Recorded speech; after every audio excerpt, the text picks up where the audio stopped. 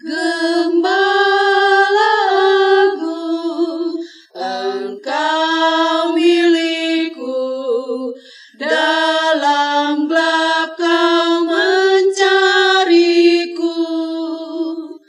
Dingin duniaku, hangat kandangmu, ku ikut gembalaku. Cahaya mulia terangi jalanku, hingga tiba hari yang mulia itu. Di padang teduh, di lembah hijau, ku ikut gembalaku. Gembala agung, Engkau milikku, Kau memanggil ikut aku. Firman-Mu Tuhan, terangi jalanku, Roh nubuat kesaksian-Mu. Ajaiblah kasih-Mu pada domba-Mu, keadaan tenang Kau menuntunku. Tongkat dan gada, Allah yang esa, ku ikut gembalaku.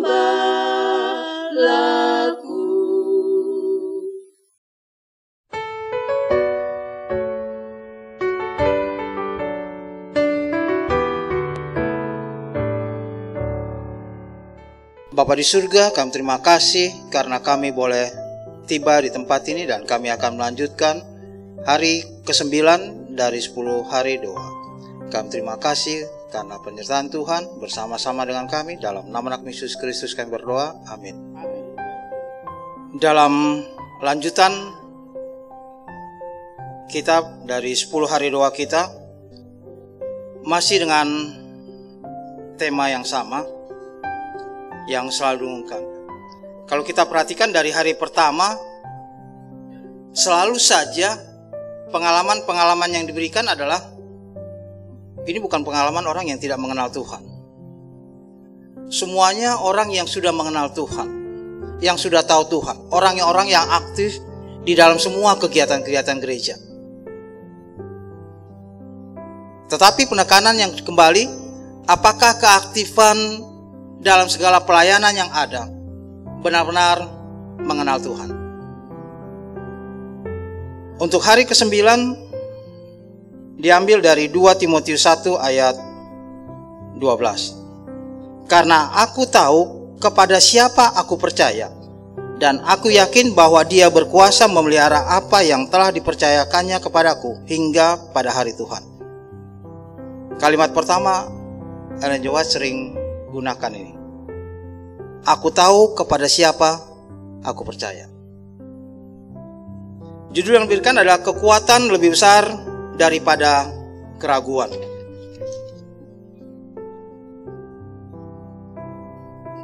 Saya mengambil dari renungan pagi kita tahun lalu tanggal 19 Desember mengenai keraguan. Katanya kan awal kata itu adalah wirgan, yaitu artinya tercekik. Jadi dari bahasa Inggris artinya tercekik. Tapi pada abad pertengahan, maka itu menjadi worin, yang artinya seperti dikoyak-koyak oleh serigala, mencabik-cabik. Itulah perasaan orang yang khawatir atau ragu. Abad 17 berkembang pengertiannya menjadi penderitaan. Jadi keraguan-keraguan itu merasakan satu penderitaan. Dan abad ke-19, keraguan-keraguan itu atau kekhawatiran itu menjadi kegelisahan. Jadi kekuatan yang lebih besar daripada keraguan adalah kekuatan yang lebih besar daripada kegelisahan, daripada rasa tercekik, daripada rasa penderitaan yang sangat, daripada perasaan yang sepertinya tercabik-cabik. Dan yang menarik adalah data yang diberikan, 19 juta orang Amerika Serikat itu mengalami gangguan kegelisahan. Indonesia belum tahu ya. Bacaan kita pada hari ini memberikan kepada kita mengenai seorang ibu yang dinyatakan hamil. Pada waktu dinyatakan hamil tentunya dia senang. Hasil tesnya kemudian dia beritahu kepada suaminya. Mereka senang. Namun dalam perkembangan selanjutnya, pada waktu adanya hal-hal yang tidak biasa dialami oleh seorang wanita yang hamil, yakni perdarahan, maka pergi ke dokter. Pada waktu pergi ke dokter, hasil tes, hasil cek daripada dokter, maka dia mengalami yang disebutkan kehamilan ektopik. Kenapa kehamilan ektopik? Karena perdarahan itu mengalami dari tuba falopi. Tuba falopi itu adalah tabung falopi. Jadi kehamilan ektopik itu adalah kehamilan di luar rahim. Jadi kalau ini rahim, ada 2 cabang, ya. Cabang. Jadi cabang ini indung telur di sini. Kemudian ada cabang satu lagi, inilah tuba falopi. Jadi kehamilan itu adalah pada waktu indung telur ini keluar dan bertemu, ya, maka itu menempel di tuba falopi. Biasanya 3 hari, yang normal adalah 3 hari, maka itu akan masuk ke rahim. Tapi kalau tidak, maka itu akan berkembang dan akhirnya terjadi hal yang disebut dengan hamil di luar rahim. Saya coba cari tahu apakah ini juga namanya hamil anggur. Dari data yang saya cari seminggu ini adalah ada sebagian mengatakan bahwa itu hamil anggur, tapi sebagian katakan itu berbeda. Ya, itu berbeda. Ada yang mengatakan iya, ada yang mengatakan berbeda. Tapi yang pasti terjadi hal demikian, maka wanita ini rasakan bahwa dia sakit sekali, ya. Melebihi dikatakan sakitnya itu secara fisik mungkin bisa saja sembuh, tapi secara psikis dia rasakan hal yang sangat mengecewakan. Kemudian lanjutkan setelah beberapa tahun, ya, dia coba untuk hamil kembali, ya. Walaupun dokter katakan kemungkinannya adalah kecil. Namun dia katakan, saya orang yang melayani Tuhan, saya aktif di gereja, saya melakukan segala sesuatu, masa Tuhan tidak memberikannya? Dan akhirnya dia hamil kembali. Pada waktu hamil kembali dia rasa senang, dia rasa gembira. Namun di antara kegembiraan itu dia mulai juga takut-takut. Apa ini sama dengan yang lalu? Dan dikatakan pada waktu tes berikutnya hasilnya adalah sama. Dia hamil ektopik. Dan pada waktu operasi dilakukan, maka dia merasakan satu kekecewaan yang sangat.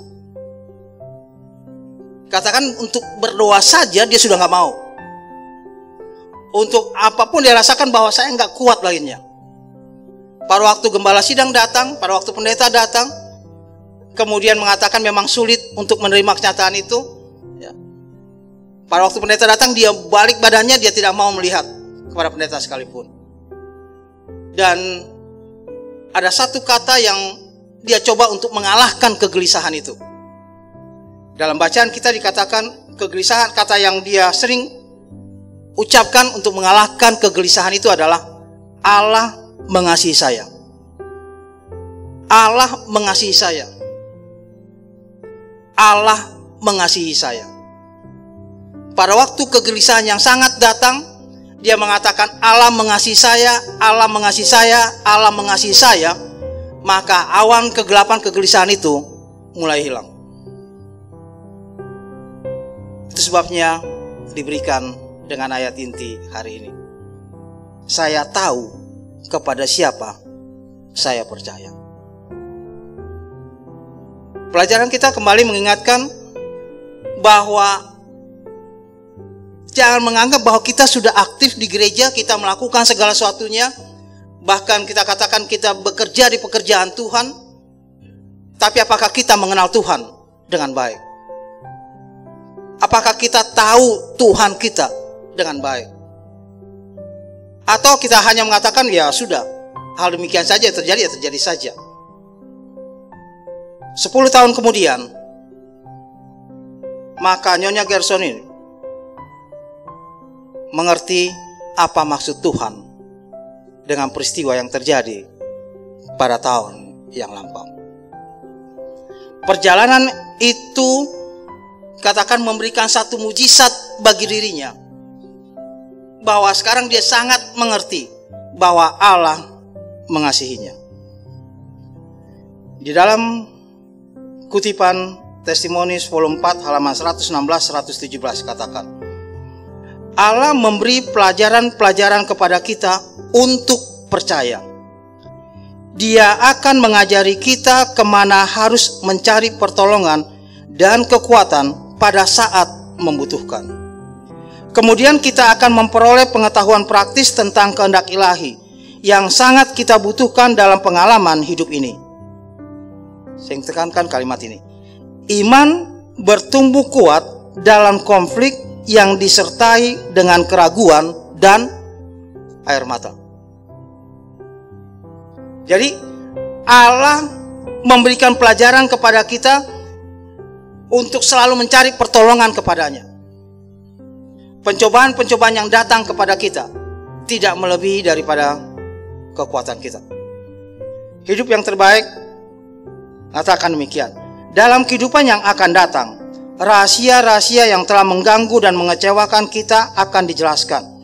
Kita akan melihat bahwa doa kita yang seakan-akan tidak dijawab dan harapan-harapan kita yang sirna termasuk di antara berkat-berkat yang paling besar. Jadi kalau kita katakan bahwa Tuhan, kenapa Tuhan tidak jawab doa saya? Maka disinilah kita dapatkan bahwa itulah berkat terbesar yang Tuhan berikan sebenarnya bagi kita.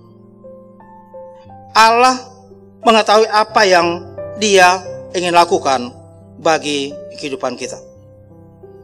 Di dalam Mazmur 55 ayat 22 katakan, serahkanlah khawatirmu kepada Allah, maka Ia akan memelihara engkau. Ia tidak akan mengizinkan orang benar goyah. Serahkan segenap kekhawatiran kita. Mari kenal Allah dengan lebih baik. Mari kenal Dia dengan lebih baik. Mari tahu siapa Allah sebenarnya bagi kehidupan kita. Marilah kepadaku semua yang letih lesu dan beban berat. Aku akan memberikan kelegaan kepadamu. Matius 11 ayat 28. Dan Yesaya 41 ayat 10 katakan, janganlah takut, sebab aku menyertai engkau. Janganlah bimbang, sebab aku ini Allahmu.